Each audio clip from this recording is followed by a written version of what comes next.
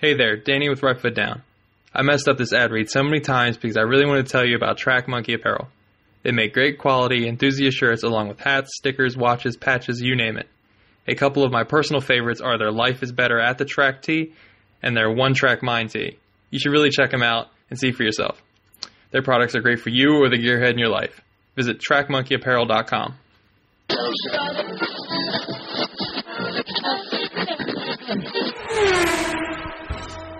You're listening to the Untitled Car Show in partnership with RightFootDown.com. Visit Right Foot Down for your daily automotive fix.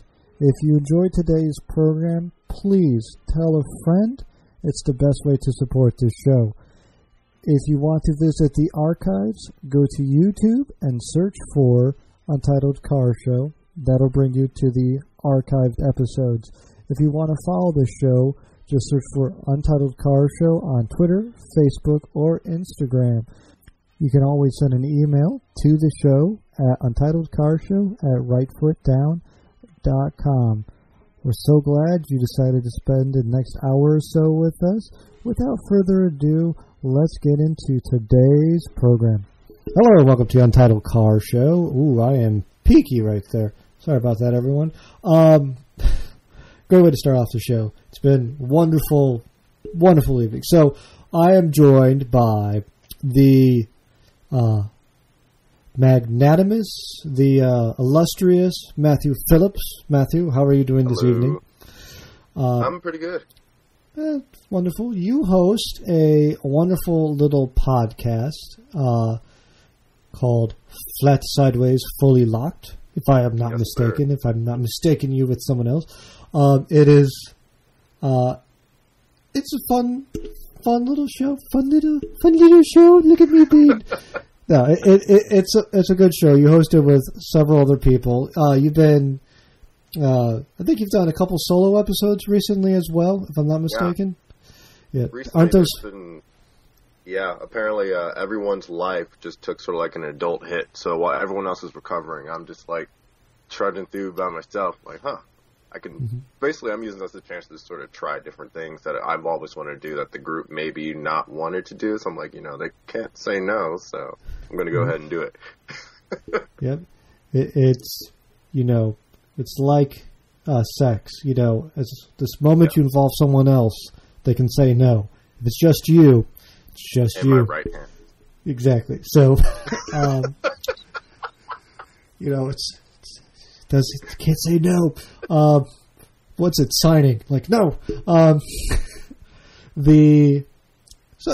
like the show. I always find it entertaining when I see it coming up on the iTunes. I am still really peaky for some reason. So, aren't those solo episodes really fun though? This is Ike podcast about podcasts. Like, the group dynamic is a lot more of a safety net where you can kind of, I lost my train of thought, so I'm going to give it to someone else, and they'll pick it up and they'll take it to the spot.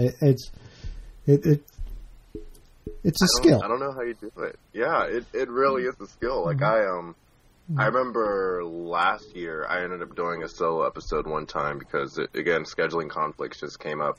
And I'm just over here just like, what am I going to talk about? Like, I knew what I was going to talk about. I was like, well, how do I talk about this? How do I deliver this in a way that's still entertaining? And then what ended up happening recently is more like, I guess I really have to turn myself into, instead of, I don't know, it is different from when I'm in the group dynamic because I think it turns into a different show when it's just me. Mm-hmm. Yeah, that's kind of the issue I had. And for those listening who are longtime listeners, we've been back down to 1 day a week because my life has also been very adulty recently, which sucks. I need to get that. There needs to just be a little bit more time to just have fun. But a lot of that gets sucked up by working on cars. And since we're talking about cars now, I have to know, in 2017, I think you're the person I've known who has bought and sold the most amount of cars while simultaneously saying, no, this is the last car I'm going to be buying. gosh. I don't know who it was, but someone actually made me go through a run through all my cars if you wanted to. Oh, no, that's what's coming next, yeah. So, like... Oh, fine. All right. So, you ready? Yeah, I'm ready, yeah. Okay. So, I started 2017 in my blue 87 Cherokee. That was too thirsty, and I was getting too broke for how much it was costing. So then I bought a Mercury Sable for $200. Let's see, what came after the Sable? After the Sable, I ended up I traded the Jeep for a 2004 Chrysler Pacifica. And then I ended up selling the Mercury and buying a Taurus SHO. And then right now I'm dealing the SHO. The Pacifica crapped out on me. And then Shocking. And then let's see. Go figure, Chrysler. Let's see. Then I have the Bronco, which is my current project, which is going to be the spiritual successor to my old XJ Cherokee. And I have a 1953 Buick Roadmaster, which I got from my grandfather. Mm-hmm.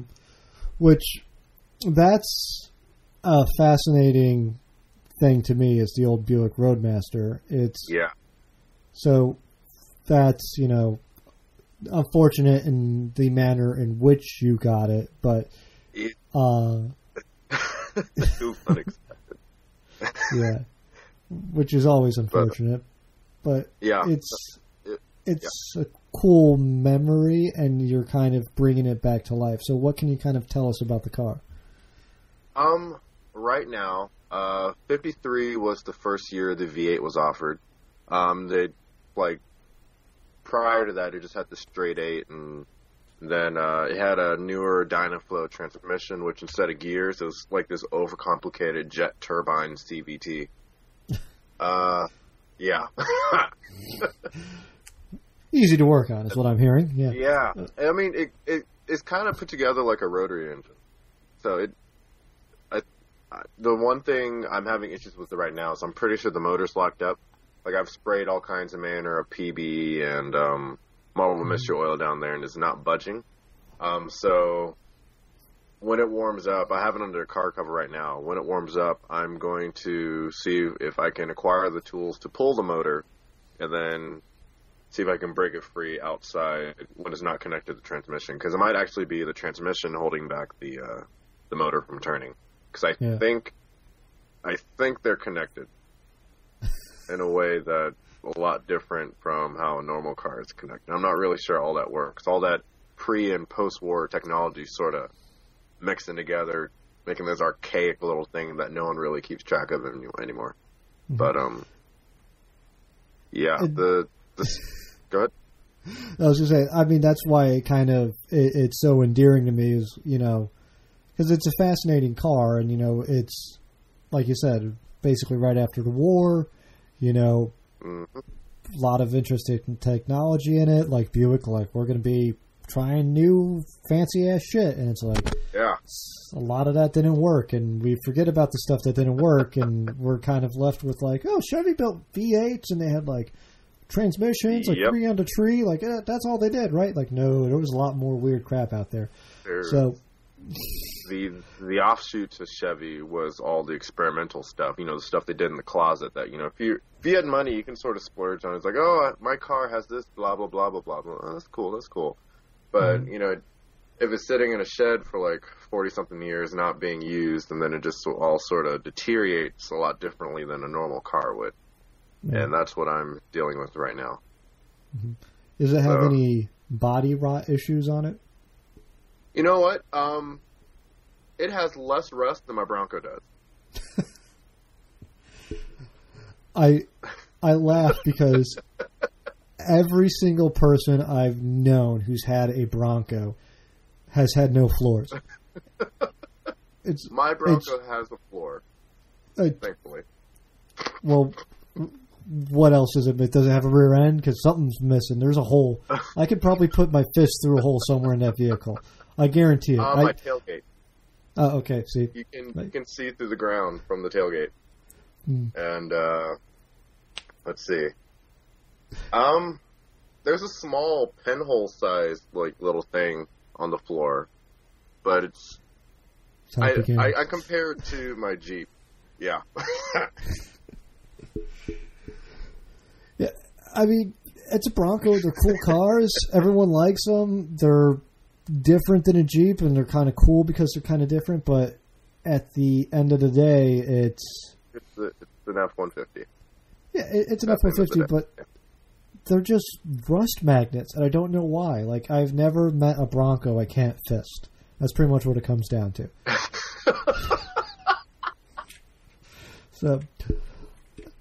So I mean, yeah. you got this.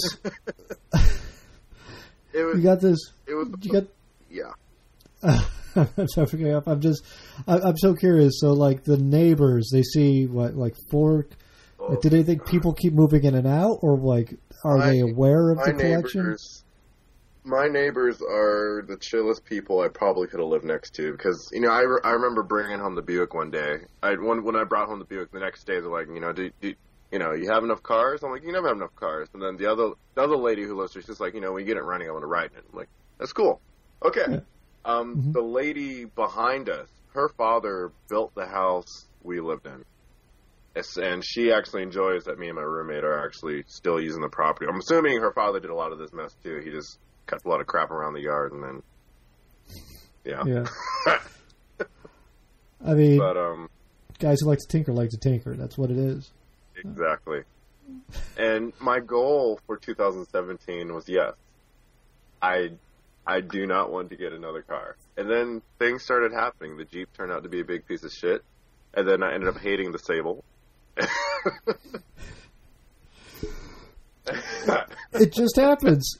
You know, it's like when you announce to the world, I'm done looking for love. I'm just going to go off and be single for the rest of my life. And then that's when the women roll into your life. That's just how it works.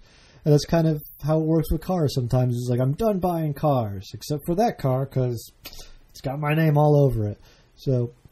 In my defense, I was sick when I brought the Bronco. I wasn't in the best state of mind. It's fine. You know,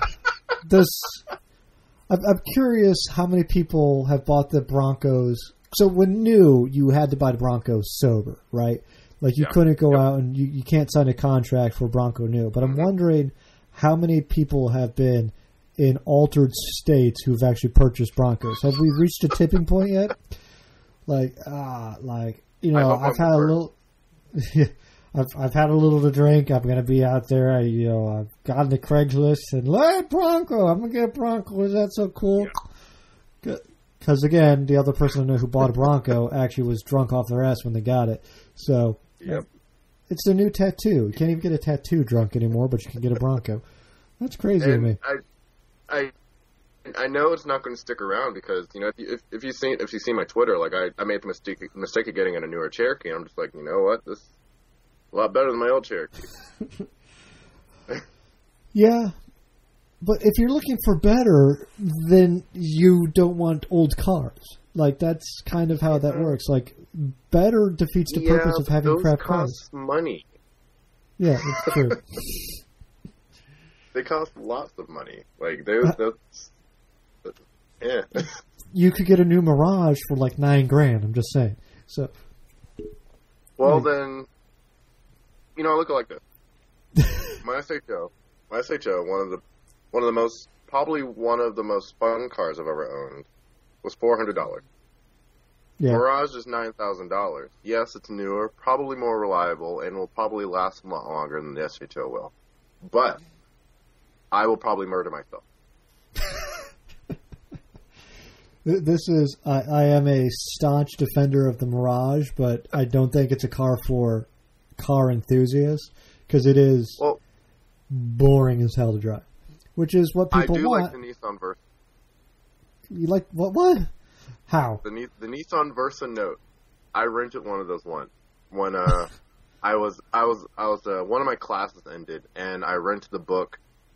It was an online class at a school 3.5 hours away from me. So I had to get the book back to the bookstore before the bookstore closed on the day the class ended. So I left work, ran to Enterprise, rented the cheapest thing they had, I wanted a new Hyundai Accent because it was new and, you know, I had money. I'm like, oh, cool, I want this new car. I want to see what this is like. They didn't have any left. They had the Nissan Versa Note. I'm like, you know, they had the Nissan Versa Note, and it was an older Accent, like the 2010, 2011 piece of shit. And I'm like, you know what? Give me the keys to the Nissan. I need to go. I liked it. The CVT was interesting. It's my first time driving a CVT. Some research later, it was actually Nissan's like more improved CVT, whatever, and it fine for what it was. It had more power than probably anything I've owned up to the SHO, and that's so sad. You know, what's the car you've driven with the most horsepower? Versa Note. What? I've driven faster cars. I've owned slower cars. Yeah. Slow cars are fine. Slow car fast is a lot better than fast car slow. I mean, that's, you know, car enthusiasm 101 right there. So to a point, but yes. Yeah, but yeah, I don't. If you like the Note, I think you'd like the Mirage because they're basically peas in the pod. But and I get, you know, there's more fit and finish to a Note, but that's kind of why I don't like it, because a Note is like super expensive compared to a Mirage. But the flip side of that is, I think we got to get you a car that actually has some horsepower. I think is what we really need to do. I mean, the show, I think, thank God, puts out 300 and some horsepower, or it's right at 300. Or right now, 200. The first two generations of SHO pushed out 220 horsepower when new. Yeah, we need to get you a car that breaks 300. Like, that's pretty much what this comes down to. The maturing adult in me wants a 6-speed Chevy SS. The still in college Walmart manager in me can afford a Nissan G35 in probably like a year and a half. So I'm aiming for the. See, you know, I like where you're going with this. So this brings up a interesting idea, because that's kind of, so you could get a. You know what's weird is the Pontiac G6s actually haven't come down in value though. Like I figure, or the G8. The G8. There we go. Okay. Yeah, the G8. The G8, which is nuts to me. Cool, but yeah, the SSs have all the new stuff in it. It's basically the 4-door Camaro that, you know, they never sold us. Well, they did sell us, but nobody wanted. Yeah. Well, it's not that no one wanted. They're like, you could probably walk into a Chevy dealership, like when they were trying to sell those things, and be like, "Hey, I need a 4-door rear-wheel drive sports car with a V8 in it. Like, do you guys sell that?" And probably dealers would be like, "No." Like, "Oh, okay. I'm going to go over to BMW then." Like, they'd probably be sitting on an SS and be like, "No, we don't have that." Like, you know, are you sure? I blame it on my old Crown Victoria too, because I love that full-size car feel. My roommate says when my Buick's running, they'll shake anything Crown Victoria out of me. I still doubt it, because they're two different weight classes of vehicle. Yeah. I mean, I get it. I like full-size cars. The Crown Victoria is actually kind of a small car for a full-size car too. Like it is. Yeah. It's actually if you compare it to maybe, let's see, if you compare it to other cars in this class, like the Impala, probably the Impala. When I had my Crown Victoria, my roommate had a 2008 Impala, and the Crown Vic was longer and wider, but when it came to interior volume, I think they're about the same. Yeah, and like what generation Impala? Like the 04 to whatever the hell? Previous generation. Yeah. Okay. I mean, those things were kind of just roomy on the inside, the Impalas, and then like the Crown Vic was kind of like cramp somehow. They also cannot keep up with prototype Aston Martin DB11s.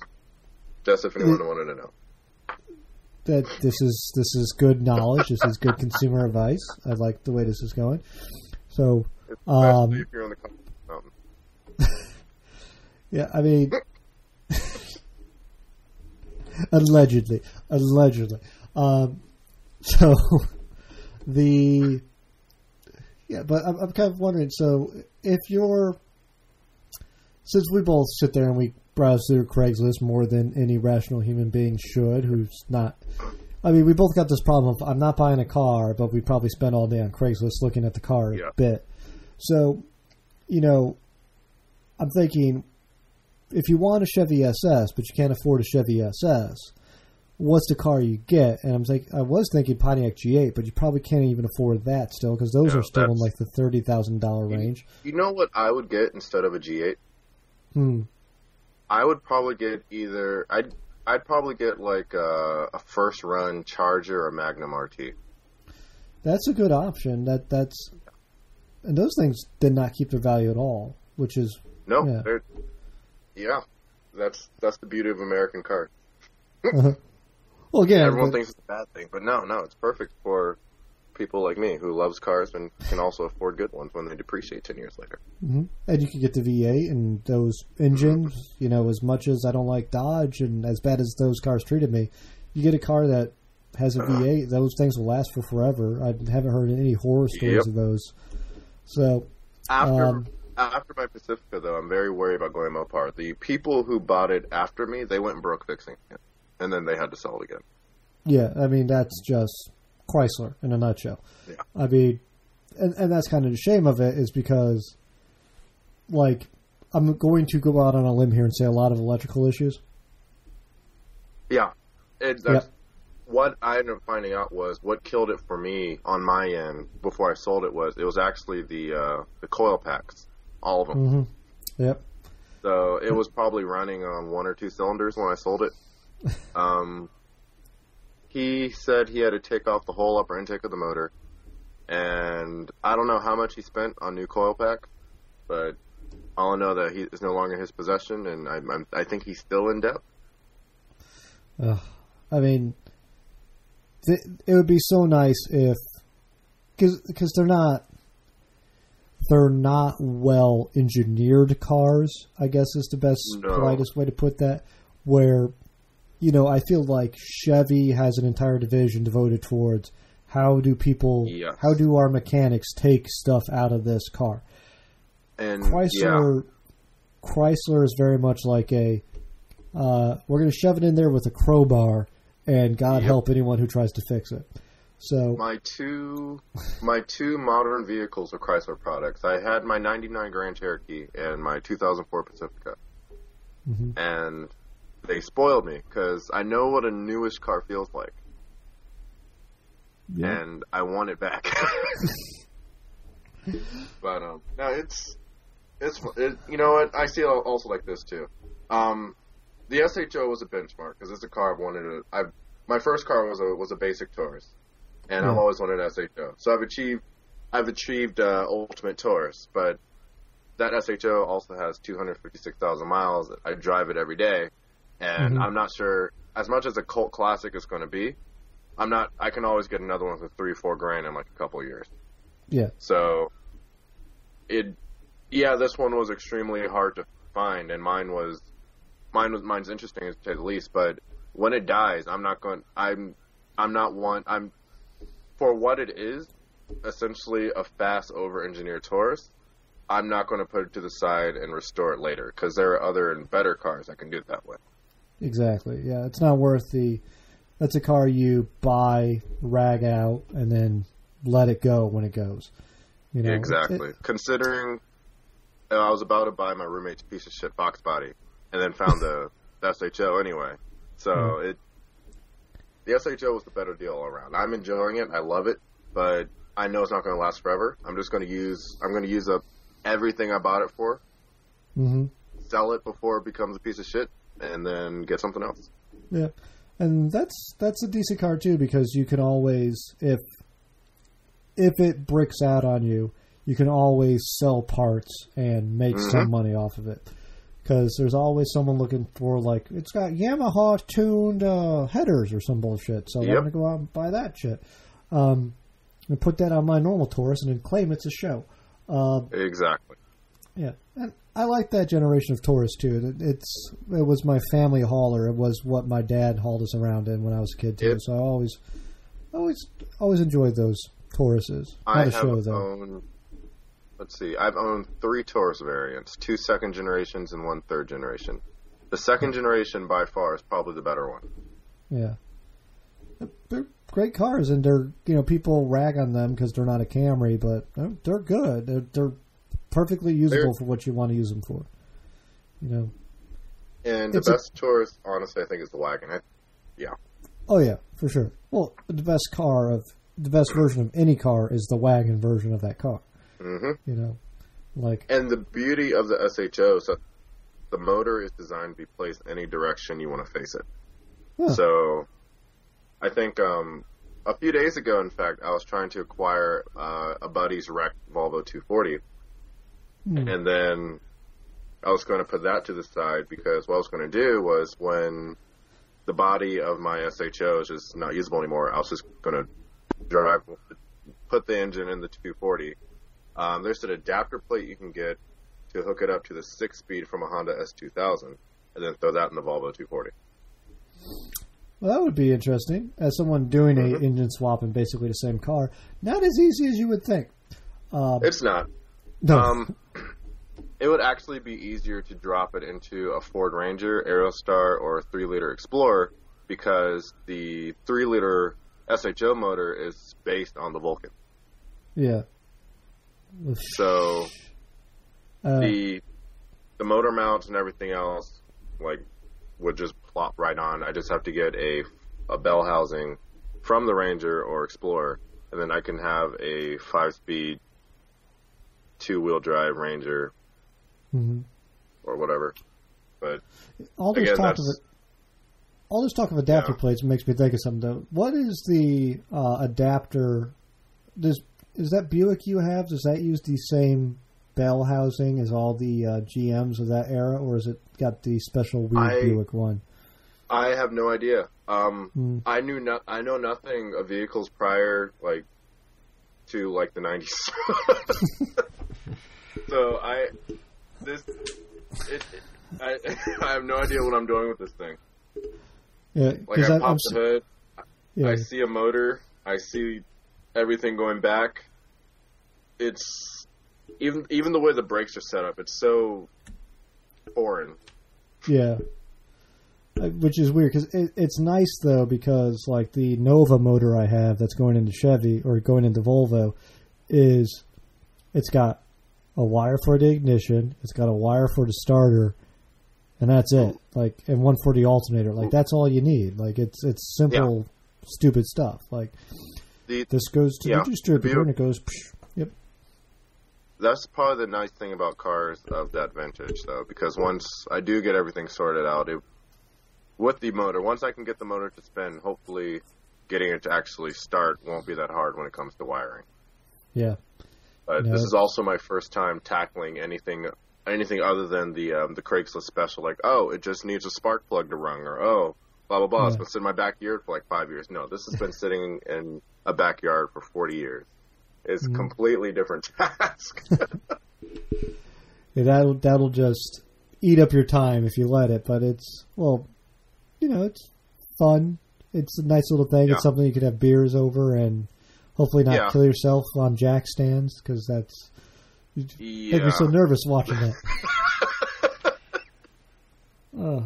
I'm glad that happened when no one was around it, to be honest, too, because if that fell on someone, either the neighbor's kids or the pets, because the cat likes to hang around my junkyard, or me and my roommate's junkyard all the time.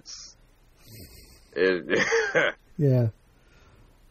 I've made that mistake once with the Volvo 740. I had it up on jack stands, and the place I was living at the time had no concrete driveway, so it just had gravel, and the thing just sunk in on me, and I was underneath it at the time, and it was one of those things where I went out to get a tool, and it just kind of went down in there. I'm like, well, thank God I'm not underneath it. So, wow. Yep. The car could have taken me out, but thank God it didn't. Wow. Yeah. That's one of those lessons learned. Yeah. If any one of us run into that Buick, I would not be here right now. Yeah. No, I know. That's the shame of it. Which is, it's kind of the weird bit about car enthusiasm is we all love cars. We all, enjoy working on them and da-da-da-da. But at the end of the day, these are giant moving machines that have all sorts of fans and belts, and they weigh several tons, and it's kind of a weird thing. The whole danger aspect of, cars, it gets, I guess it's been ingrained in our culture so much that we don't really think about it until it really happened.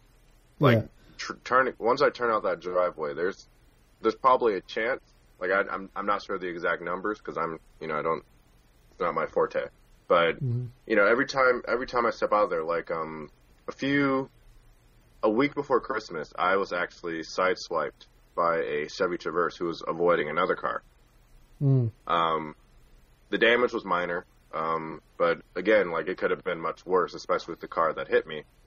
And, it's things like that that make you think, every time we go out there, the speeds we're traveling, how we're driving,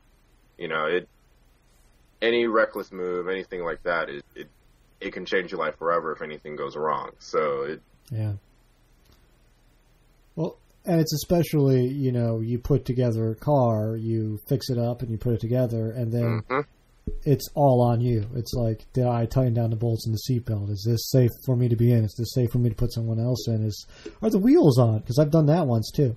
Like, are the wheels on? I never told you about my new job, have I? No.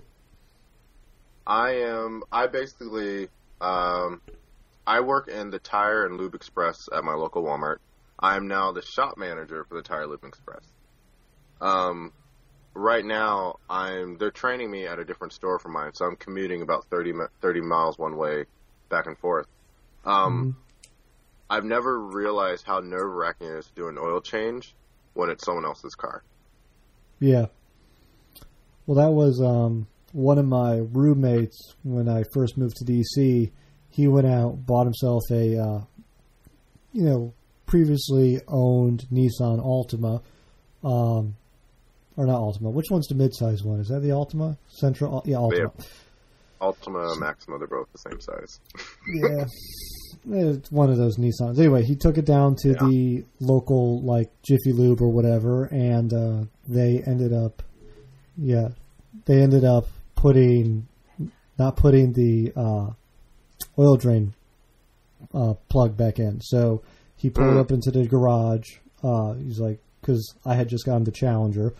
Well, this before I had the Challenger, so I was still working on the Saturn.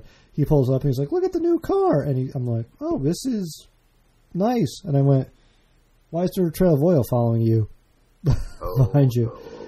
So it was literally, we got into the Saturn and we took it back to the Jiffy Lube and we're like, "You didn't put the oil thing back into it."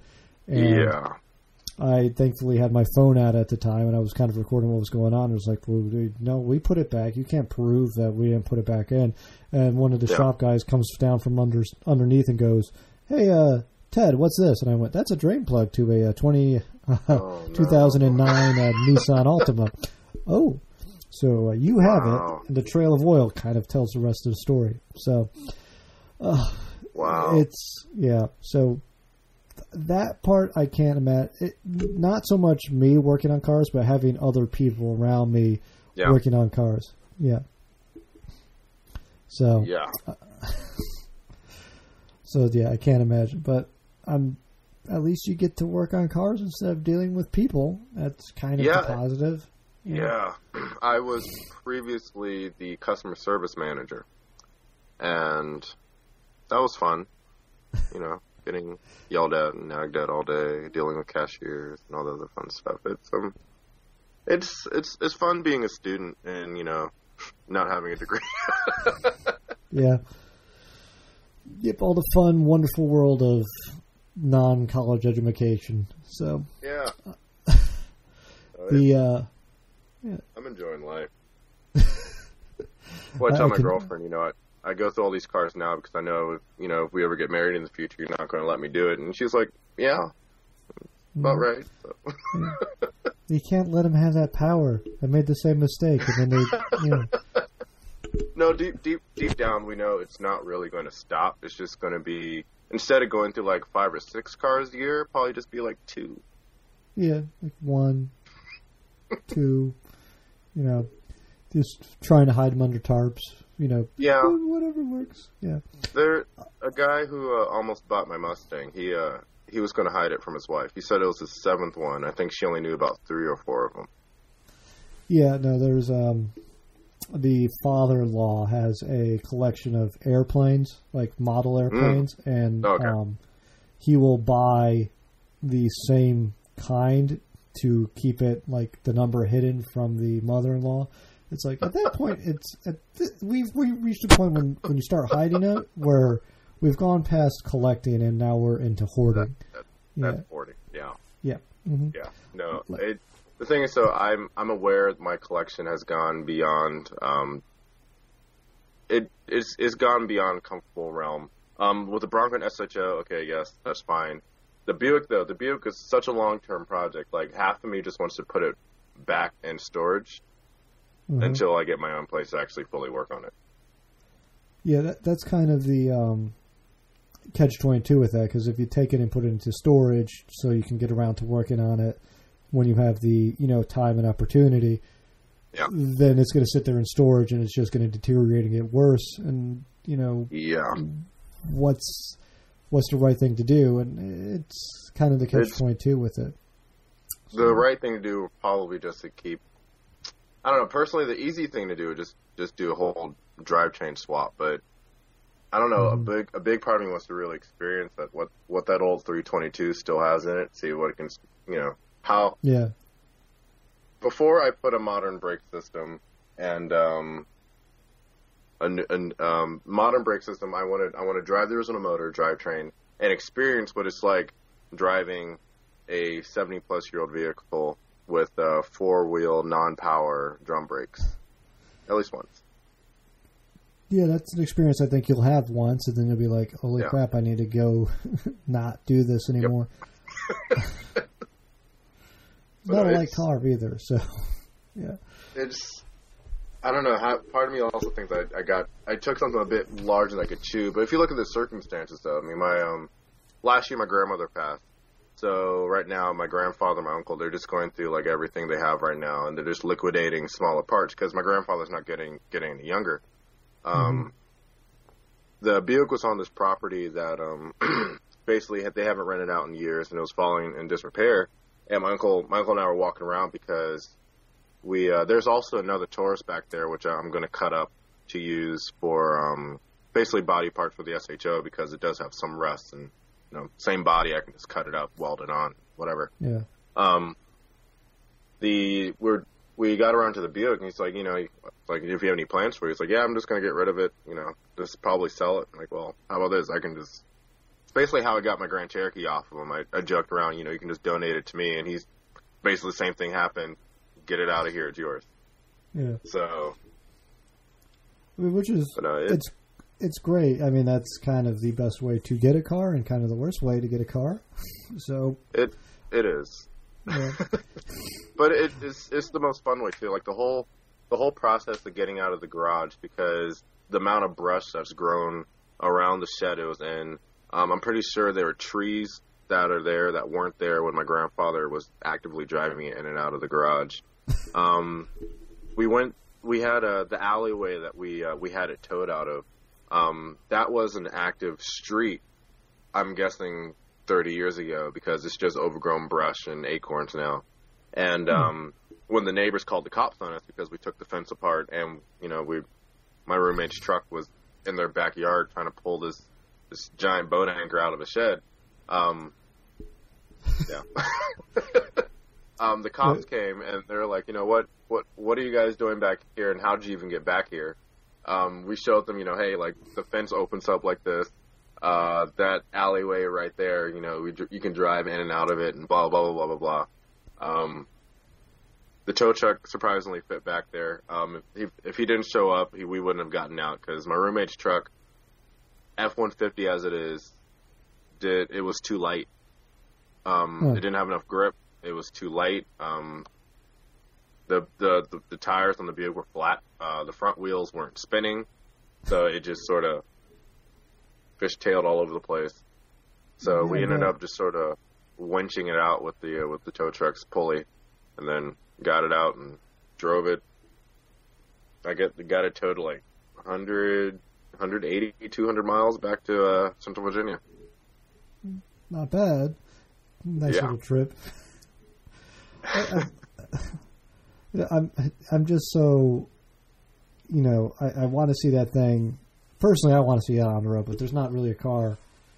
Well, I don't know. It's of the cars you've had. So the Pacifica obviously is the worst one, and I just kind of went off on a tangent there. But like, what's the worst one and what's the best one you've gotten from Craigslist? Ooh. So I actually get cars, a mixture from Craigslist and a mixture from Facebook Marketplace. Yeah. The last car I got on Craigslist was, let's see, what was it? What did I have before? Was my Mustang. Mm. And that was back in 2016.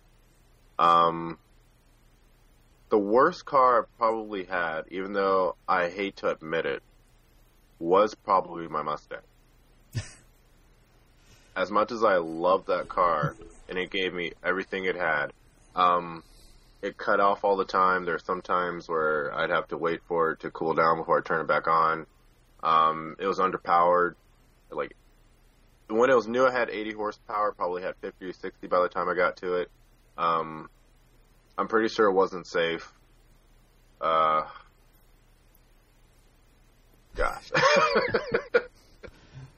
It's not a good car. Best? I mean, yeah. I love Fox Body Mustangs, but I don't see myself buying one anytime soon unless it has a 302 and in really good condition, which just so happens I have the opportunity to get one for $1,600 that I don't have, but again, not anytime soon.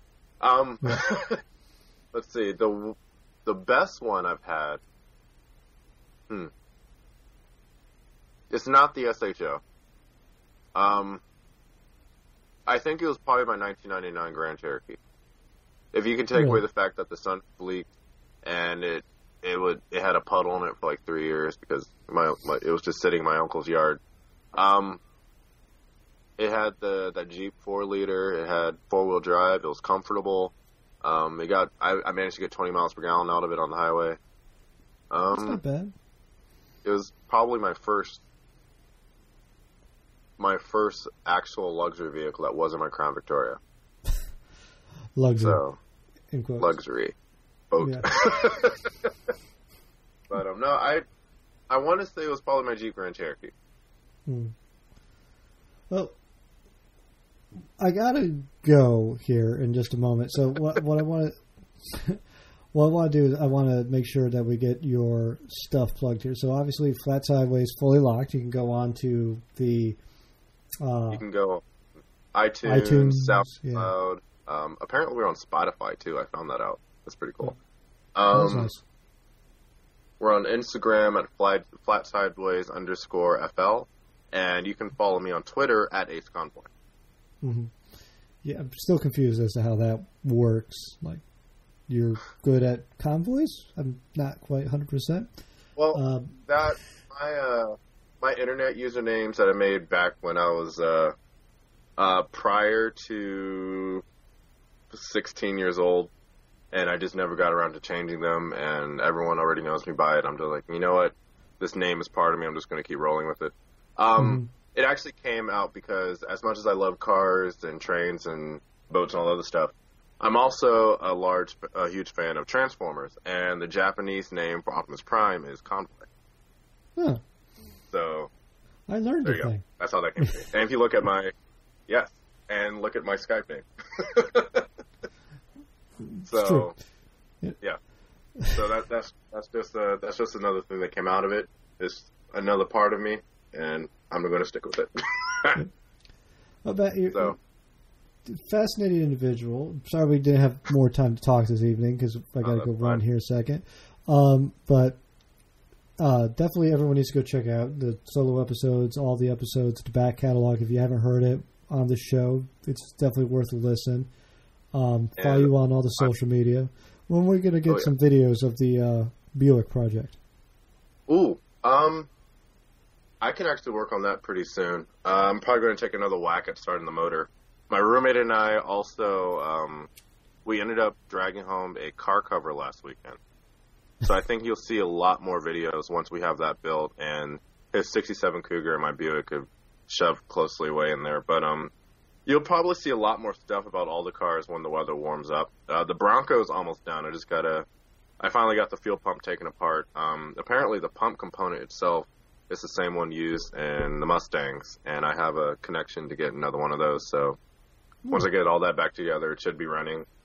And then, yeah, just stay tuned. And I have some pretty cool stuff lined up for FSFL. I'm sort of trying something again with some other friends. So, yeah. I'm looking forward to it. Well, oh yeah. Matt, it's great to have you on the show. We're going to have to get you back here soon so we can talk more about it. Oh yeah. Everyone who's listening, just hold on. I'll be right back. And Matt, I'm going to say goodbye to you off air. All right. All right. Thanks everyone so much for listening. Make sure if you like what you hear, you tell a friend, loved one, coworker. Whatever you can do to help spread the word of the show is great. As always, you can follow on all social media by @Untitled Car Show on Facebook, Untitled Car Show. Yeah, and that's pretty much it. So thanks everyone so much for listening. Have a good night. Have a good evening. Wherever you are, whatever time it is there.